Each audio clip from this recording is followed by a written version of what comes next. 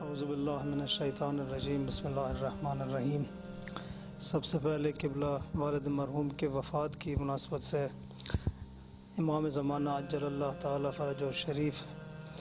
علماء اسلام، مراجع عالی قدر قبلہ حضرت آیت اللہ حافظ سید ریاض سے نجفی صاحب کی خدمت میں تسلیت عرض کرتا ہوں، اور سب جو مدارس دینیہ ہیں ان سب کی خدمت میں۔ قبلہ صاحب کی وفات کے بارے میں عموماً وہ سالانہ تقریباً گرمیوں میں جو ہے نا ایران تشریف لے آتے تھے، تو اس سال تقریباً کچھ عرصہ زیادہ ہی ہو گیا تھا ان کے آنے میں۔ خانوادے کی بھی خواہش تھی اور ہم نے بھی چند مرتبہ ان سے تقاضا کیا تھا، ابھی اب بہت فاصلہ ہو گیا آپ کے ایران آنے سے، تو فرما رہے تھے یہی جو کرونا کی بیماری وہاں آ گئی ہے، اور دوسرے ملکوں میں تو تھوڑی سی فلائٹوں کی پریشانی تھی آنے میں اور پروازیں بند تھی۔ بہرحال مشکل سے جو ہے نا وہ بھی تشریف لے ایران محرم سے ایک مہینہ پہلے، تو یہاں کم میں تشریف فرما تھے۔ کم میں جو ہے نا محرم سفر کے مراسمات، عزاداریوں میں شرکت کرتے تھے اور باقی جو پروگرام تھے، تو تقریباً ایک مہینہ دو تین ہفتے پہلے تھوڑی سی ان کو پریشانی ہوئی، تو ان کو ڈاکٹر کے پاس لے گئے اور انہوں نے کہا کہ گھر میں استراحت کریں، کیونکہ ہسپتالوں کی اتنی وضعیت ٹھیک نہیں ہے، ان کے لیے بھی مناسب نہیں کہیں ہسپتال میں لے جائیں، تو گھر میں استراحت کر رہے تھے۔ تقریباً 2-1 ہفتے گھر میں رہے، اور اس میں تھوڑی سی ان کی طبیعت خراب ہوئی، تو اچانک ان کو ہسپتال لے جانا پڑا۔ ہسپتال میں ہم لے گئے تو پہلے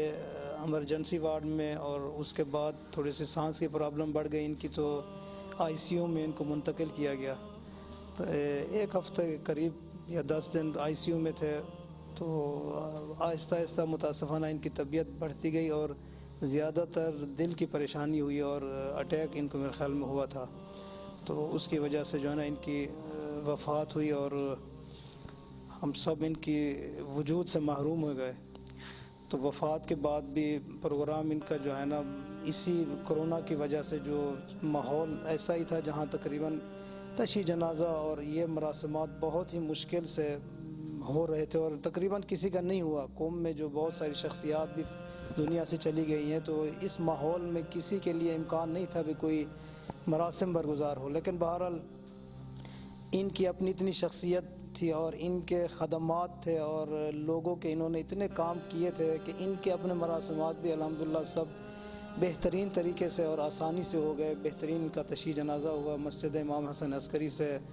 علماء کا بھرپور انداز میں شرکت، علماء کی مراجع اعظام کے دفاتر سے، جو خود رہبر معظم انقلاب کے دفتر سے، باقی مراجع اعظام کے دفاتر سے، اور باقی طلباء سب شریک تھے۔ بہترین جنازہ ہوا بہترین شکل میں مسجد امام حسن سے حرم حضرت معصومہ علیہ السلام سلام اللہ علیہ میں، اور وہاں بھی قم کے جو نمائندہ ولی فقیہ ہیں امام جمعہ قم حضرت آیت اللہ سعیدی، ان کی امامت میں تولیت آستان مقدسہ بھی ہے حرم کے،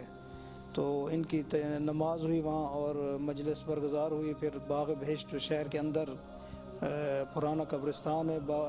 گلزار شہداء کے قریب، تو وہاں دفن ہوئے۔ اور بہرحال جی ہم